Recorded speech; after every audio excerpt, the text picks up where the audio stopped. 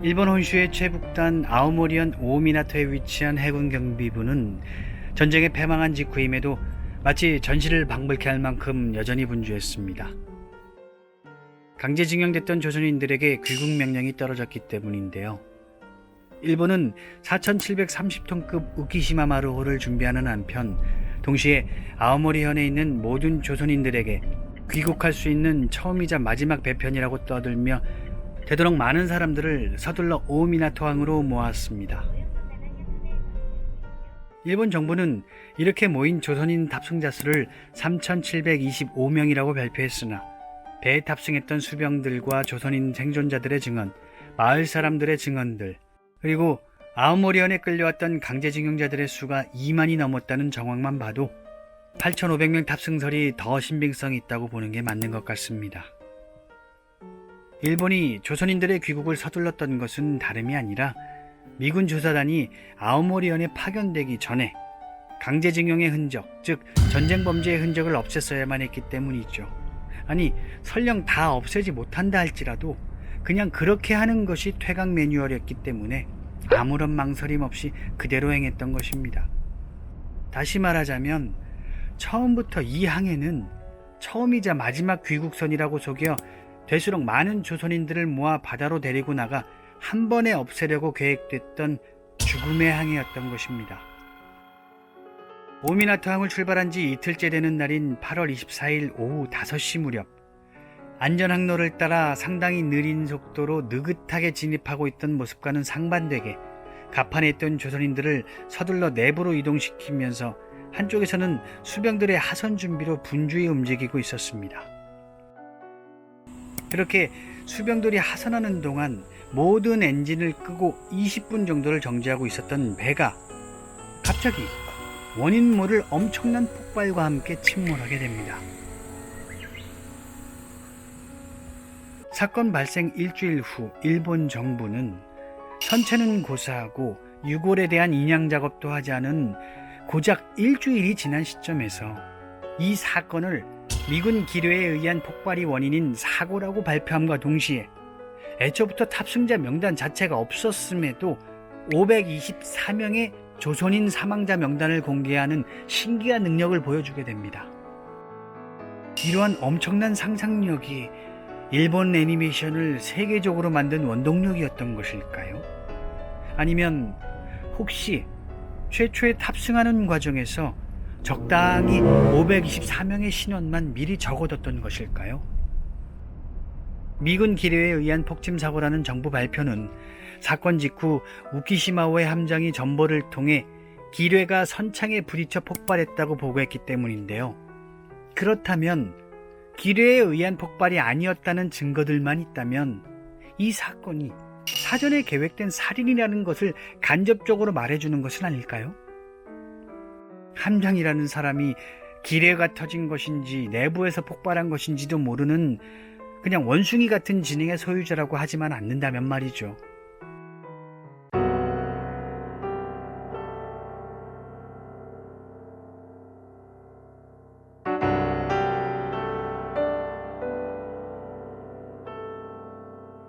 그 밖에도 정황 증거가 이렇게 많습니다.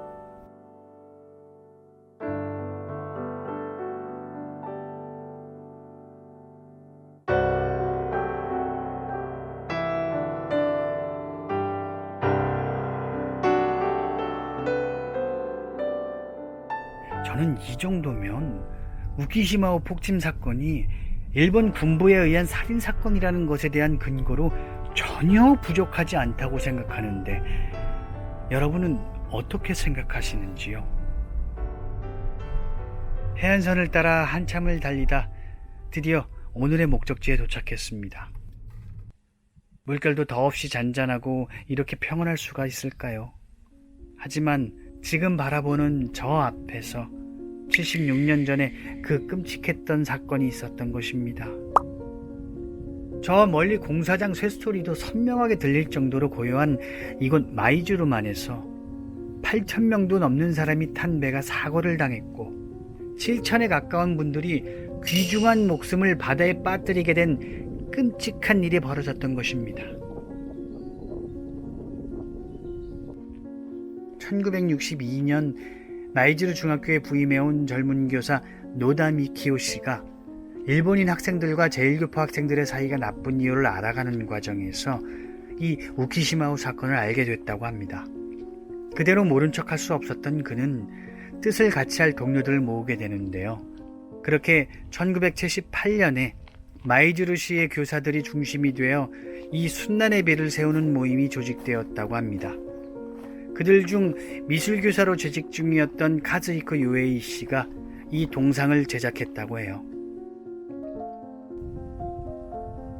우키시마오 사건을 추모하기 위해 마련된 순난의 비입니다. 너무 처절한 모습의 동상을 보고 있자니 감히 아주 조금이나마 당시의 끔찍한 현장을 상상해 볼 수 있었습니다.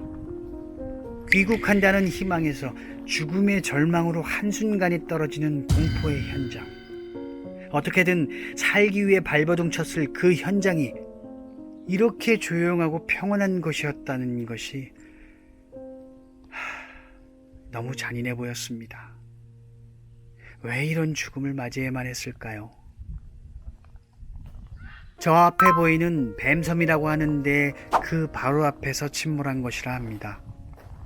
이 동상이 바라보고 있는 곳도 그 침몰 현장이고 그 너머로 부산까지 보고 있는 것이라 합니다. 우리는 국난이 닥치면 국민들이 나라를 구하고 일본은 언제나 나라가 끼친 민폐를 국민들이 대신 사죄하는 것 같네요. 고로우 스카이타워 전망대에서 바라보면 이 마이즈루만의 모습을 한눈에 볼 수 있는데요. 부산으로 가는 도중에 잠깐 들릴 코스가 전혀 아니라는 것도, 이 정도 안쪽이라면 길에는 이미 없었겠다는 것도, 그리고 해군 기지에서 사고 지점까지 너무너무 가까웠다는 것도 이렇게 한눈에 알 수 있어서 끓어오르는 화를 참아가며 봐야 했습니다.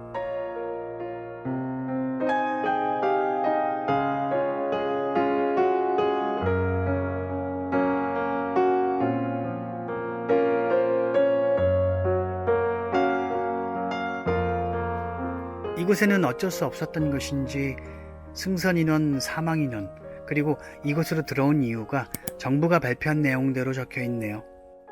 하지만 강제징용에 대한 이야기나 피해자들을 추모하는 마음만은 제대로 실려 있는 것 같았습니다. 옆에는 똑같은 내용으로 된 일본어 안내판도 있었습니다.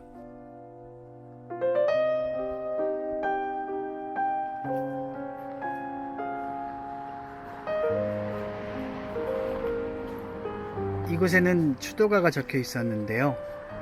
노래는 한 번도 들어본 적은 없었지만 아리랑 아라리오 아라리오라는 부분을 실제로 들었다면 전 눈물을 참기 힘들었을 것 같아요. 침몰 후 그대로 방치됐던 우키시마오의 뒤쪽으로 소련에 억류됐다 풀려난 일본인들이 귀국하는 모습입니다. 귀국을 미끼로 조선인들을 모아다 폭침시켜 살해한 그 현장으로 자기네들 귀국선이 들어오고 있는 것입니다. 한쪽에 마련되어 있는 방명록함을 열어봤습니다. 코로나 문제가 없던 19년까지 기록만 있었고 그 이후로는 저희가 처음이었네요. 그래도 이렇게 잘 알려지지 않은 사건에 대해 관심을 갖고 먼 곳까지 오셨던 분들과 매년 추모식을 잊지 않고 지내고 있는 이 지역 분들의 따뜻한 마음을 간접적으로나마 느낄 수 있었습니다. 악필의 졸필이라 많이 부끄러웠지만 저도 큰 용기 내어 몇 글자 적어봤습니다. 제 글 뒤로도 많은 분들이 오셔서 이 방명록이 가득 메워지면 좋겠다는 생각을 해봤습니다. 어찌 보면 결국 지금의 일본 정부 태도가 참 중요하다고 생각이 됩니다.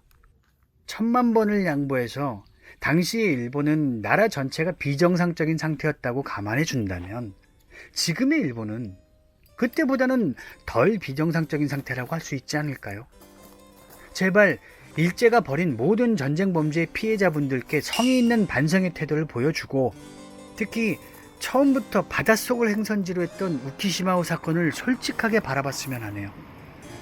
그렇게 지금의 일본은 예전과 다르게 드디어 상식이 통용될 수 있는 능력을 갖춘 정상적인 나라가 됐다는 것을 제발 보여줬으면 하는 바람입니다.